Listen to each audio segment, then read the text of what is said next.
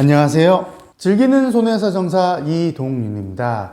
오늘은 건설 현장에서 자재 정리를 하시다가 산업재해 사고를 입으신 재해자분의 보상 사례를 소개시켜 드릴까 합니다. 재해자분께서는 현장에서 일용직으로 근무를 하시다가 H빔 철골 자재를 정리 중이었다고 하십니다. 그러던 중 지게차 운전수가 재해자분이 서 있는 위치를 제대로 확인하지 않고 지게차의 지게발로 H빔을 들어 올리다가 쌓여있던 H빔이 무너지게 되면서 재해자분의 발목 부위를 충격하게 됩니다. 사고 이후 현장 소장과 함께 인근 병원으로 후송되셨고, 병원에서 영상 검사를 받으신 후 좌측발에 경골과 비골이라는 정강이뼈의 하단부가 골절이 돼서 수술적인 치료가 필요하다는 담당 의사의 소견을 듣게 되십니다.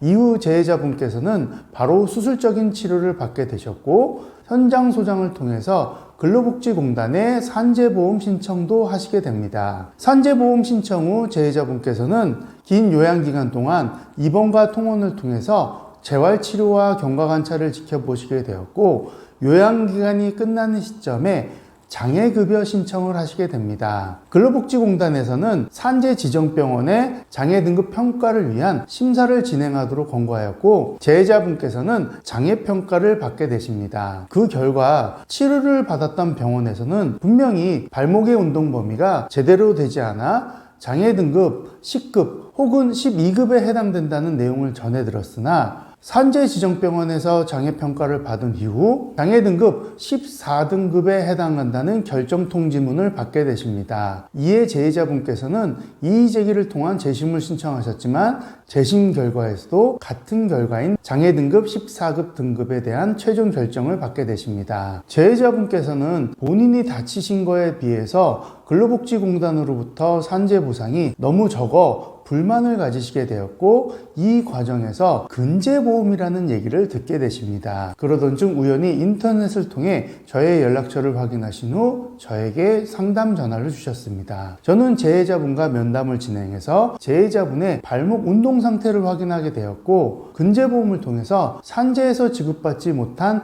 초과 손해분에 대해서 충분히 보상이 가능하며, 장애에 대해서도 산재와는 달리 맥브라이트식 장애 진단을 통해서 보상을 받을 수 있다는 부분에 대해서도 자세히 설명을 드렸습니다. 재해자분의 병원 사료와 산재보험 지급 내역을 통해 의료자문을 실시하게 되었고, 발목 운동 제한에 대한 노동능력 상실률 14% 영구장애라는 결과를 받게 됩니다. 이후 이를 바탕으로 근제보험사에 손해사정서를 제출하게 되었고, 보험사 측에서도 대학병원의 의료자문을 통해서 청구된 후유장애에 대해서 적성성 검토를 진행하게 됩니다. 보험사의 의료자문 회신 결과에도 재해자분은 영구장애에 해당된다고 하였으나 노동능력 상실률은 10%로 회신하게 됩니다. 이에 재해자분께 이러한 의료자문 결과를 자세히 설명드리게 되었고, 재해자분께서도 이를 수용하기로 하셔서 저는 이를 바탕으로 다시 한번 손해배상금을 산정 후 보험사에 의견서를 제출하게 됩니다. 그 결과 재해자분이 주변 작업 환경을 제대로 살피지 못하고 본인의 신변보호를 제대로 못한 재해자 과실 30%가 적용되어 근제보험으로 산재 초과분인 1,600만 원을 지급받게 되셨습니다. 아까 말씀드린 산재 장애급여로는 약 720만 원밖에 받지 못했는데, 근제보험을 통해서 자기가 생각하셨던 것보다 많은 금액을 보상받게 되시자 재해자분은 너무 산재에만 매달려 있어 정작 근제보험이라는 또 다른 부분을 전혀 생각하지 못하셨다고 합니다. 그러나 추후에라도 이런 근제보험을 알게 돼서 저를 통해 정당한 보상을 받게 되었다며 너무 감사하다고 인사를 해주셨습니다. 이처럼 건설 현장에서 다양한 산업재해 사고가 발생하지만